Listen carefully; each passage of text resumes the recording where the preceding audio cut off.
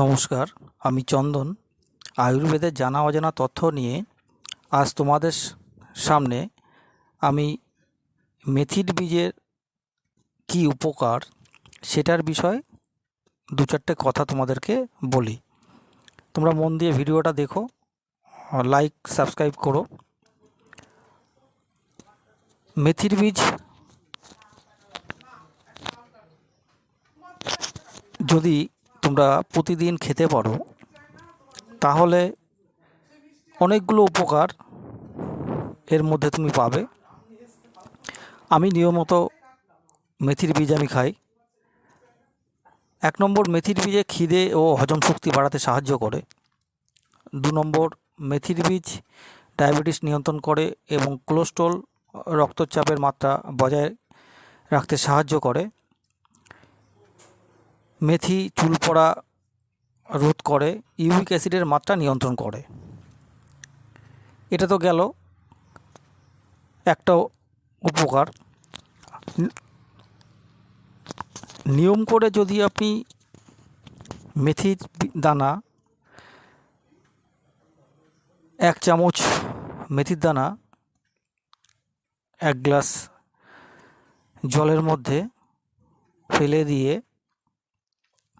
সেটিকে যদি আপনি প্রতিদিন খেতে পারেন তাহলে আপনার ডায়াবেটিস নিয়ন্ত্রণে থাকবে, কোষ্ঠকাঠিন্য ভালো হবে, শরীরে ফোলাভাব, পেশির ব্যথা, হাঁটুর গিঁটের ব্যথা ইত্যাদি শারীরিক সমস্যাগুলো থেকেও মুক্তি পাবেন। যাদের কাশি, হাঁপানি, ব্রঙ্কাইটিস, বুকে কফ জমা ইত্যাদি ঠান্ডা লাগাজনিত শারীরিক সমস্যাগুলো থেকে সুস্থ করার সহায়তা করে মেথি। আমি মেথি এই যে গুঁড়োটা আপনারা দেখছেন, এই গুঁড়োটা আমি মিক্সিতে করে নিয়েছি। প্রতিদিন 1 চামচ করে আমি এটা খালি পেটে সকালে খাই জলসহ। আর এই যে দানাগুলো দেখছেন, এইগুলো পারলে আপনারা 1 চামচ করে কাচের গ্লাসে জলে ভিজিয়ে রেখে আপনারা খেতে পারেন। তাতে আপনারা অনেকগুলো উপকার পাবেন।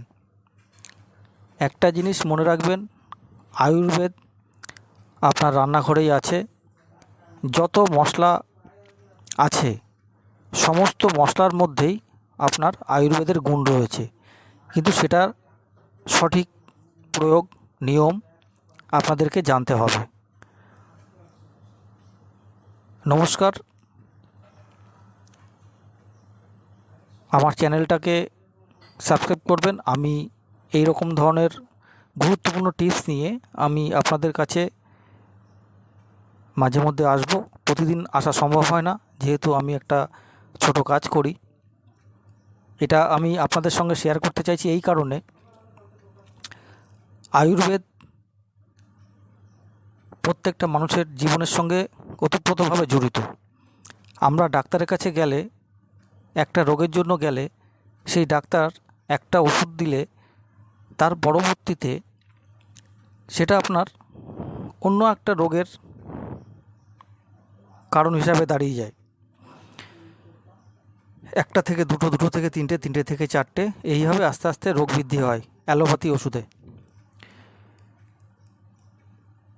যারা অ্যালোপ্যাথি ওষুধ নিয়মিত সেবন করেন তারা আশা করি আমার এই কথাটা বুঝতে পারবেন।